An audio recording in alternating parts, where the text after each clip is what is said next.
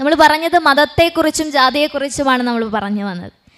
ഇങ്ങനെ മത ആചാര്യന്മാർ ലോകമംഗളത്തിനു വേണ്ടി നൽകിയ ഉപദേശങ്ങൾ കുറേ ആളുകളിലൂടെ കടന്നുപോയപ്പോൾ നമ്മുടെ കേരളക്കരയിൽ ശാന്തിക്കും സമാധാനത്തിനും പകരം അശാന്തിയും അസമാധാനവും അസ്വാതന്ത്ര്യവും ഉടലെടുത്തു.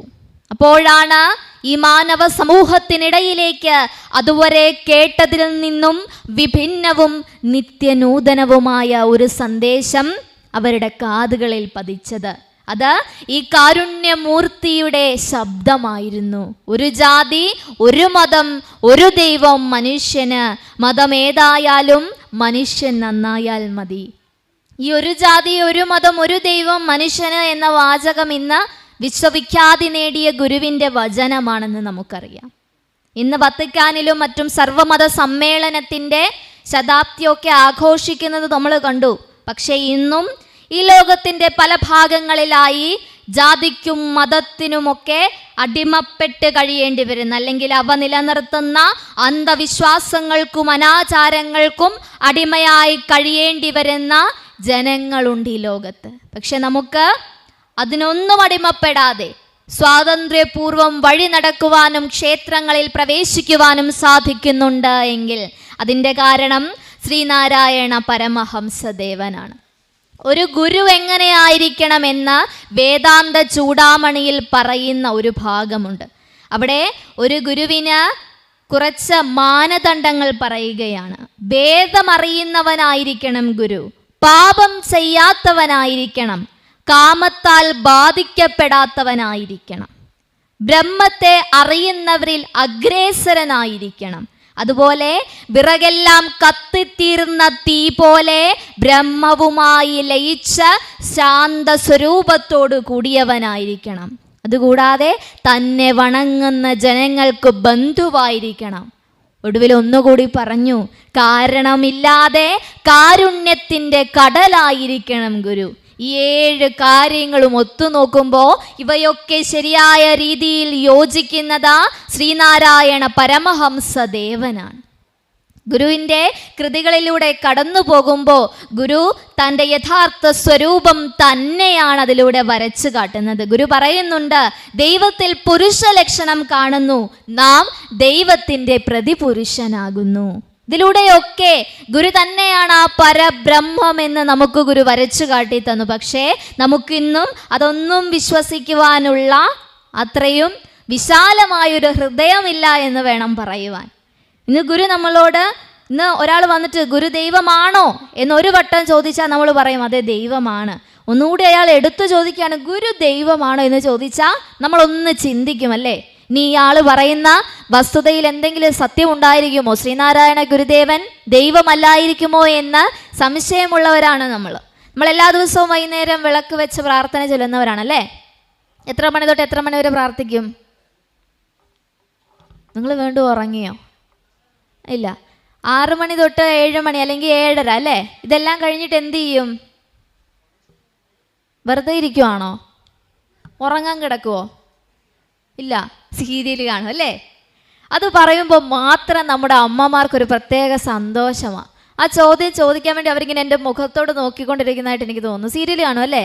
ഇതൊക്കെ കണ്ട് ഒരു കൊച്ചുകുട്ടി വളർന്ന് നാളെ ഇതൊക്കെ അവരുടെ ജീവിതത്തിൽ പ്രാവർത്തികമാക്കുമ്പോൾ എന്ത് പറയും? SNDPയിലെ ശാഖായോഗത്തിൽ നിന്ന് സെക്രട്ടറിയും പ്രസിഡന്റും വന്ന് മാറി മാറി പറഞ്ഞായിരുന്നു, ശ്രീനാരായണ ഗുരുദേവനെ പഠിക്കുന്നവർ എന്ത് ചെയ്യും? ഒരു വിധത്തിലുമുള്ള തെറ്റായ രീതിയിലേക്ക് പോവില്ല എന്ന് പറഞ്ഞതുകൊണ്ട് ഏതോ ഒരു ഞായറാഴ്ച ഭാഗ്യവശാൽ കൊച്ചിനെ ക്ലാസ്സിലേക്ക് വിടുവാൻ സാധിച്ചു. അതുകൊണ്ട് ഒരു ദിവസം പോയതുകൊണ്ട് ആ കൊച്ച് ഒന്നും ചെയ്യാൻ പോകുന്നില്ല. അതുകൊണ്ട് സീരിയൽ കണ്ടാലും കുഴപ്പമില്ല എന്ന് വിചാരിച്ച് ആ കൊച്ച് സീരിയൽ കാണും. നാളെ എന്തെങ്കിലും ചെയ്ത് കഴിയുമ്പോൾ തെറ്റുമൊത്തം ശാഖായോഗം പ്രസിഡന്റിനും സെക്രട്ടറിക്കും. അങ്ങനല്ലേ?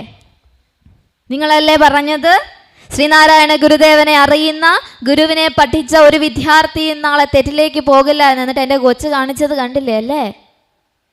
അങ്ങനല്ലേ ചോദിക്കുന്നത്. പക്ഷേ നിരന്തരമായി എല്ലാ ഞായറാഴ്ചകളിലും SNDP ശാഖായോഗങ്ങളിൽ സംഘടിപ്പിക്കപ്പെടുന്ന രവിവാര പാഠശാല ക്ലാസ്സുകളിൽ മുടങ്ങാതെ വരുന്ന, 1-2 ക്ലാസ്സിനല്ല, മുടങ്ങാതെ വരുന്ന ഒരു കുട്ടിയും നാളെ തൻ്റെ അച്ഛനെയും അമ്മയെയും ഉപേക്ഷിച്ച് അല്ലെങ്കിൽ അവരെ അനാഥാലയത്തിലാക്കുവാൻ സന്നദ്ധരാവില്ല. കാരണം ഗുരു പിണ്ടനന്ദിയിൽ തന്നെ പറഞ്ഞു തന്നു, എൻ തള്ള എന്നെ അകമേ ചുമടായി കിടത്തി വെന്തുള്ളഴിഞ്ഞു വെറുതെ നെടുവീർപ്പുമിട്ടു നൊന്തിഞ്ഞു പെറ്റ് നരി പോലെ കിടന്നു കൂവുന്നു. ഒരമ്മ തൻ്റെ കുഞ്ഞിനെ വയറ്റിൽ നിന്നും ഗർഭപാത്രത്തിൽ നിന്നും വെളിയിലേക്ക് എടുത്തു കഴിയുമ്പോൾ ഒരു നരി കൂവുന്നത് പോലെയാ കിടന്നു കൂവുന്നത്. ഇവിടെ ഇരിക്കുന്ന എല്ലാ അമ്മമാർക്കും അറിയാം. ഒരു നരി കൂവുന്നത് പോലെ കിടന്നു കൂവുമ്പോൾ ഈ വെളിയിലേക്ക് വന്ന ഈ കുഞ്ഞു സാധനത്തിന് പറയാൻ പറ്റുമോ, എനിക്ക് വെളിയിലേക്ക് വരാനല്ലേ അമ്മ ഇത്രയും വേദന സഹിച്ചേ, അതുകൊണ്ട് പോട്ടെ കരയണ്ട എന്ന് നമുക്ക് പറയാൻ പറ്റുമോ? ഇല്ല. 9 മാസം 9 ദിവസം 9 നാഴിക 9 വിനാഴിക ഒരു പോറല് പോലും വരുത്താതെ നമ്മളെ കാത്തു സൂക്ഷിച്ചില്ലേ?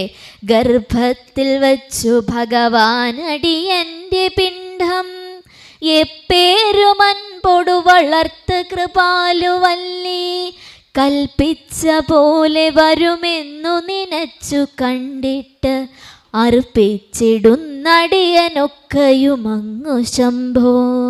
സ്വാമി ചിന്തിക്കുന്നത് പോലെയാണ് എല്ലാം വരുന്നതെന്നറിയുമ്പോൾ എൻ്റെ ഉള്ളിലുള്ള അറിവില്ലായ്മ ഇല്ലാതെയായി തീരുകയാണ്. ഇത് തന്നെ ശിവശതകത്തിലേക്ക് വന്നപ്പോൾ പാടി, ശിവ ശിവ നിൻ തിരുനാമമോർത്തു കണ്ടാൽ എവിടെയുമൊന്നും ഇതിനു തുല്യമില്ല. ഇവ പലതുള്ളിലറിഞ്ഞിരുന്നുമീ ഞാൻ, ഇവിടെ ഈ വണ്ണമലഞ്ഞിടുന്നു കഷ്ടം. ആ ശിവഭഗവാന്റെ ആത്മസത്യത്തിന് നാമത്തിനപ്പുറത്തേക്കൊന്നുമില്ല.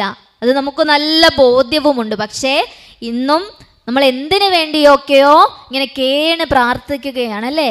നല്ല ജോലി കിട്ടണം, ഒരുപാട് പണം സമ്പാദിക്കാൻ പറ്റണമെന്നൊക്കെ ഇങ്ങനെ പ്രാർത്ഥിക്കുമ്പോൾ തിരിച്ചറിയണം, ഇന്ന് എൻ്റേതെന്ന് നെഞ്ചത്ത് കൈവച്ച് അഹങ്കാരത്തോടെ പറയുന്ന ഈ ശരീരം പോലും നമ്മുടെ ആത്മാവിനുള്ള കേവലം ഒരു വാടക വീട് മാത്രമാണ് എന്ന്. അപ്പോൾ ഈ പറഞ്ഞ മമത എന്ന ഞാൻ എന്ന ഭാവമില്ലാതെയാകും.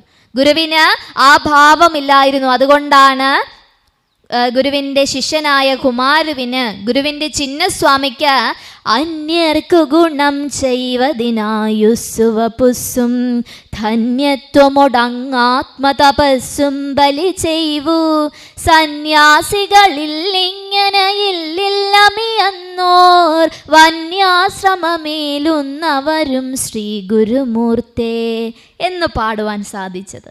കാരണം സ്വന്തം ജീവിതവും ആത്മതപസ്സുമെല്ലാം മറ്റുള്ളവരുടെ നന്മയ്ക്കു വേണ്ടി ബലിയർപ്പിച്ച ഗുരുവിനെ പോലെ മറ്റ് ആരാണുള്ളത്?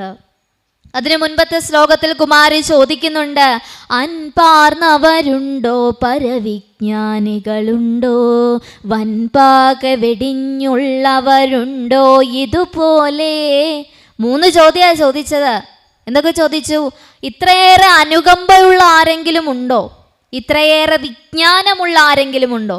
ഞാനെന്നും എൻ്റേതെന്നുമുള്ള ഭാവമില്ലാത്ത ഇത്രയേറെ കാരുണ്യനിധിയായ ആരെങ്കിലും ഉണ്ടോ എന്ന് ചോദിച്ചു.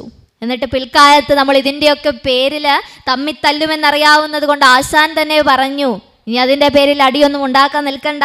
എൻ്റെ ഗുരുനാഥനെ പോലെ അത്രയേറെ തേജസ് ഉള്ള ഒരാളെ നിങ്ങൾക്ക് കണ്ടെത്തുവാൻ സാധിക്കില്ല. ഗുരുപാദ ദശകത്തിൽ ആശാൻ പാടുന്നുണ്ട്, ശ്രീമാനാചാരലോപം സുഭഗദൃഢ ശരീരന്നു കാമാപവാദം ശ്രീമാനിൽ ശ്രീമതം ശിക്ഷിതനിൽ അതനു ദുർവാര വൈദുഷ്യഗർവം ഈ മട്ടോതുന്ന ദോഷം ചെറുതുമിഹ നിരാലംബമാക്കുന്നു പാർക്കിൽ ഭൂമാനെൻ്റെ ശ്രീകേന്ദ്രൻ പുനരിവയെ നിനച്ചൻപിൽ ഞാൻ കുമ്പിടുന്നേൻ. എൻ്റെ ഗുരുവിൻ്റെ ഇത്രയേറെ നല്ല ശീലങ്ങളുള്ള, ഗുരുവിനെ കാണുവാൻ സുന്ദരനും സുമുഖനും ഒക്കെ ആയിരുന്നു എന്ന് നമുക്കറിയാം. ഗുരുവിൻ്റെ സ്വഭാവം വളരെ നല്ലതായിരുന്നു എന്നറിയാം. ഗുരുവിന് ഒരുപാട് അറിവുണ്ടായിരുന്നു എന്ന് നമുക്കറിയാം. പക്ഷേ ഇതിൻ്റെ ഒന്നിൻ്റെയും പേരിലുള്ള അഹങ്കാരം മാത്രം ഗുരുവിനുണ്ടായിരുന്നില്ല.